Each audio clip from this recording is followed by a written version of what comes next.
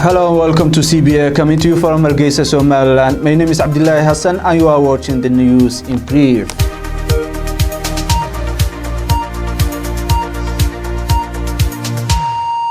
Somaliland's coastal guards have chased away a ship-laying submarine fiber optic cable from Somaliland's waters in the Gulf of Berbera. This came days after East Africa's largest submarine cable landed in Djibouti in its way to Boosaaso and Mogadishu in Somalia, and later on to Kenya's coastal town of Mombasa. According to the state newspaper, the Somaliland's coast guards have prevented the ship from laying submarine cable in the nation's territorial waters.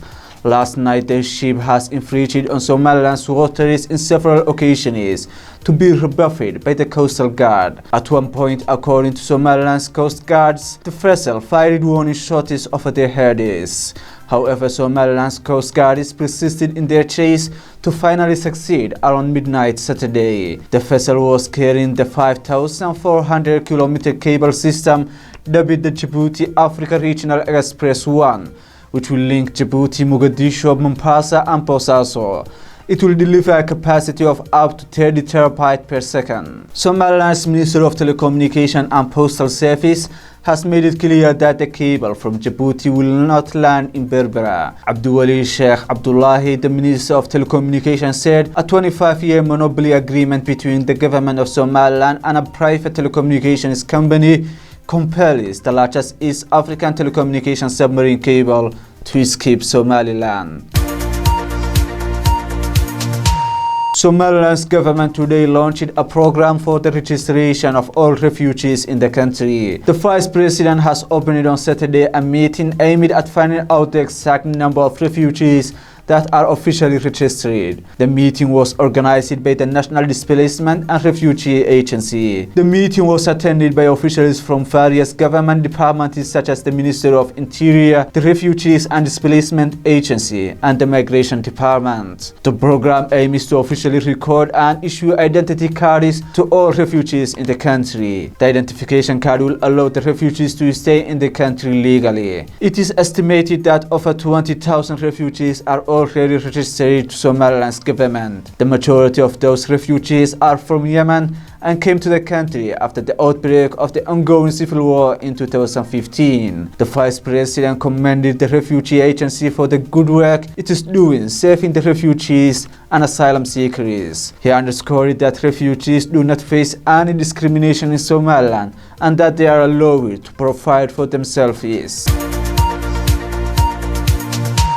The Ugandan climate activist Vanessa Nakate has accused the media of racism after she was cropped out of a photograph taken with her white peers in Davos. In an emotional video statement, Ms. Nakate said that for the first time in her life, she understood the definition of the word racism. Ms. Nakate said various outlets, including the US AP news agency, had removed her from the photos. Ms. Nakate gave a news conference in Davos on Friday alongside fellow climate activists Greta Thunberg, Lukina Tille, Louisa Nober and Isabel Axison. She later shared an article by AP in which she was cropped out of a picture of the activists.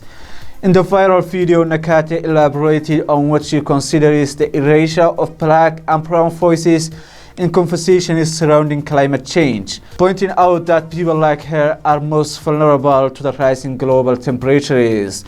The 23-year-old said she had not received any explanation or apology after the AP image was replaced with one that included her. The video has been watched about 300,000 times and been shared by hundreds of people. A powerful explosive hit a convoy of Somali National Army north of the old textile factory town of Balad, some 30 kilometers north of Somalia's federal seat, Mogadishu. The blast at a place called Saiga was caused by a remote detonated roadside bomb. Reports indicate that several soldiers were seriously wounded. No fatalities were reported. Shabab, usually the prime suspect in similar occurrences, has yet to own up to the incident. Recently, fingers have been pointed at other actors in the devastating Somalia bombings for a variety of reasons, among them an insurance to keep foreign aid flowing in. The old Middle Shabelle region, which is now part of the Hirshabelle federal state of Somalia, has been a consistent battleground and for confrontations between AMISOM and Somalia troops on the one hand and the Al-Qaeda aligned Islamist fighters Al-Shabaab. The attack have become more frequent since government and African Union troops, supported by the US AFRICOM, have shifted the brunt of their raids to Lower Shabelle of the southwest federal state of Somalia to the south and southwest of Mogadishu. The Minister of Education for the federal government of Somalia, Mr. Godax Barre, has recommended that Puntland state should allow students in the state to sit for the Somali National Examination Council exams. The minister argues that as per the set examination rules and regulations, the federal government has the only authority to exercise general examination mandate. Minister Godax said Puntland must sit for the national exam, otherwise let Puntland regional state be self-sufficient and not seek a national certificate from the Ministry of Education of the federal government of Somalia.